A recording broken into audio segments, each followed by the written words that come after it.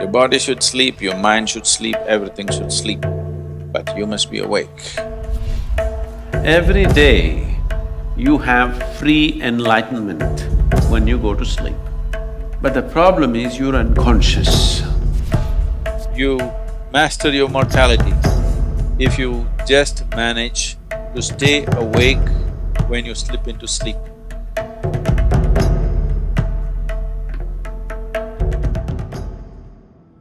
There are various aspects to that which we refer to as Shiva. The boundless reality is referred to as Shiva. The greatest of the yogis has been referred to as Shiva. His dance is referred to as Shiva, his music is referred to as Shiva, his stillness is referred to as Shiva. But of all this, he being a yogi is of the greatest importance in terms of opening up a door of possibility for every other human being. Somebody may be many things, but for the world, that dimension which is a possibility for the world is the most important thing. So he being a yogi is the most important thing. Being a yogi means many things. One aspect of a yogi is that he sleeps in his wakefulness and is awake in his sleep. That this must be fully awake, but if you check the parameters of the body, it must be asleep. In sleep, everything should be asleep, but you must be awake. Your body should sleep, your mind should sleep, everything should sleep, but you must be awake.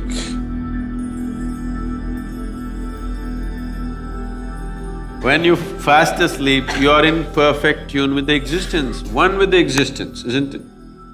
Nature has given you this. If you've forgotten, every day when you go to sleep, it makes you one with the existence. In the same sense of unity, if you can wake up and walk around, you made it, isn't it?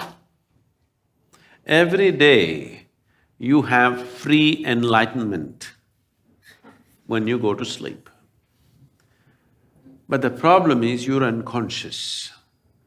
So the sadhana essentially is just this, that from wakefulness when you go to sleep,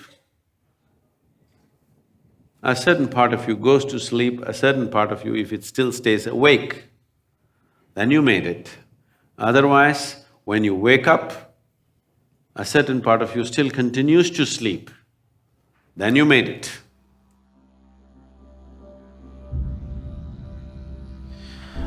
If you are awake and fast asleep at the same time, you are asleep and awake at the same time, this is called turya. If you are in a state of turya, we say you are a mrityunjay, that means you are deathless. Because if you can be awake in your sleep, you will also be awake when you have to shed the body. So there is no question of death for such a person. Because life and death are happening at the same time. It is only the ignorant who think, right now I'm alive and one day I will die. No, both are happening at the same time. They are not two different things actually, only for the sake of understanding, we have to divide them. Otherwise, it's just life and life. One dimension of life and another dimension of life. So this transition between… from one dimension of life to another becomes an easy doorway. Every day you have this doorway available to you, that is, between wakefulness and sleep is as good as life and death. If you know how to exploit this doorway, if you stay alert till that last moment, do you ever know when you actually slept off? You think you're there, but after some time, you don't know when you slept. If you can take yourself to that moment, It's as good as being conscious at the moment of death. You master your mortality if you just manage to stay awake when you slip into sleep. See, this is an opportunity for you. The best preparation for death is make an attempt to try to fall asleep consciously. Instead of drifting away, if you shift from wakefulness to sleep consciously, death will become a play. So, the moment of sleep is a tremendous opportunity. If you sleep in a certain way, tomorrow morning when you wake up, you can be significantly one notch up. Every day you have this opportunity to practice death. If you can manage that moment, like,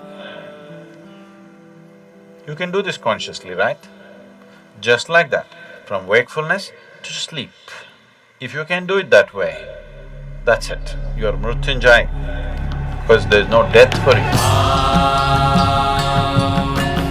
Yajambakam yajamahe